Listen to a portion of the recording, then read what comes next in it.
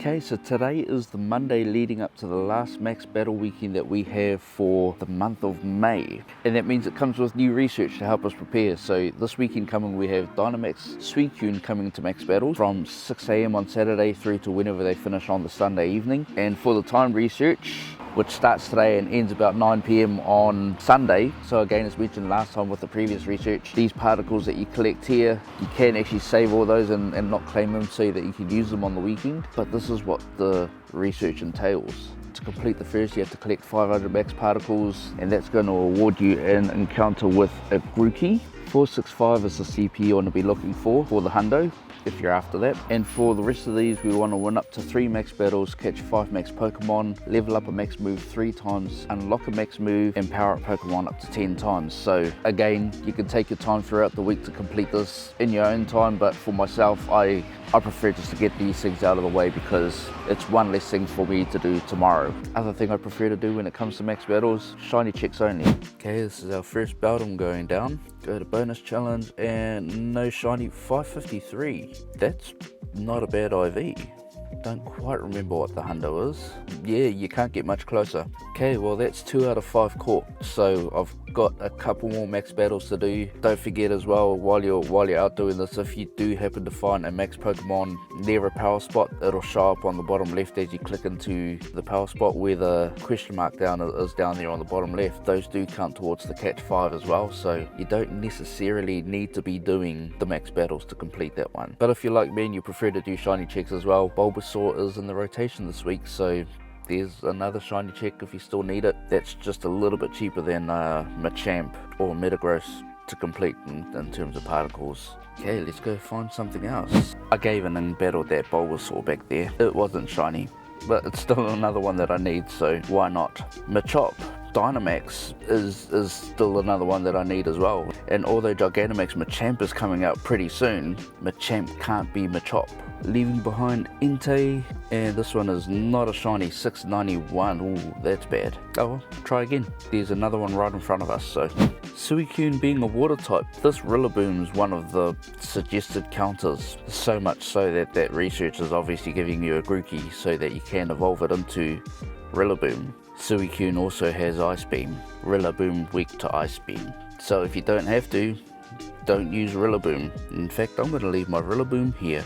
And this one is not a shiny, 715. That's a bit better. I'm pretty sure 730 is what you want for the hundo for Machop though. Oh, and well, that's done already. I've already caught my 5. Okay, so if you saw my Dynamax Entei video a few weeks back, I actually got called out on the comments by a few people saying things like, Blissey should never ever be considered as a tank. You might also remember in the same video when I was completely taken aback when this happened. Blissey was one shot by an overheat from Entei. What others failed to point out as well is that in the exact same video, this also happened to Blastoise, despite being resistant to Entei's fire-type attack moves. Now the reason that we're told, although I'd like to have you believe that Blissey isn't the best tank, is because of its defense stat, which in itself, and yes, to be fair, is actually really quite low, 169, compared to Blastoise, which has a defense stat of 207. But the secret to Blissey's tankiness doesn't lie in its defense stat, because it in fact has the highest HP in game compared to Blastoise, sitting at 188. Blissey's comes in at a whopping 496. Blissey, also being a normal type, only has one weakness, which is against fighting type Pokemon, and is also only resistant to one typing, being ghost types. Especially noteworthy of its abilities is, due to its high stamina, it has the ability to heal Pokemon on its team by either 8, 12 or 16% depending on the level of your max spirit. But that's 8, 12 or 16% of your Blissey's overall health, which if at level 3 is enough to heal the typical ally on your team from 5% health to basically full in a couple moves, as well as itself. So honestly, you need to know that if you have him, it's worth the investment. It'll be a staple addition to your team for almost any and all Dynamax, Gigantamax battles going forward outside of fighting types.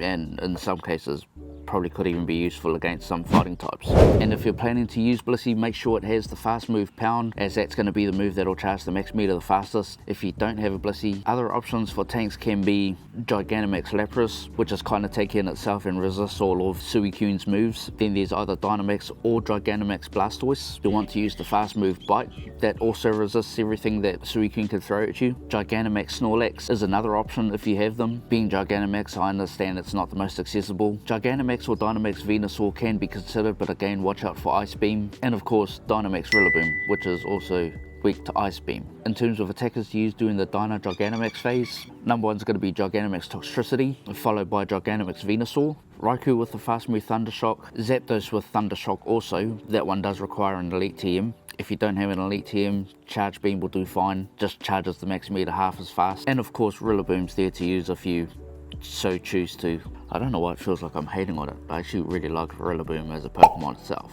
But for now, that's pretty much going to be everything that we need to know on how to take down Dynamax Suicune. So same as with Entei, One Queen and I are going to be out dark and early on Saturday morning to see just how hard these are going to take down. So if you're on the other side of the world and care to take a quick little sneak peek at how difficult these things are going to be with only 2 players, make sure to subscribe to the channel and turn your notifications on so you can see it when it comes out first thing. Well, it'll be Saturday for us, probably Friday for you. So until then, thank you for watching and look forward to seeing you in the next one.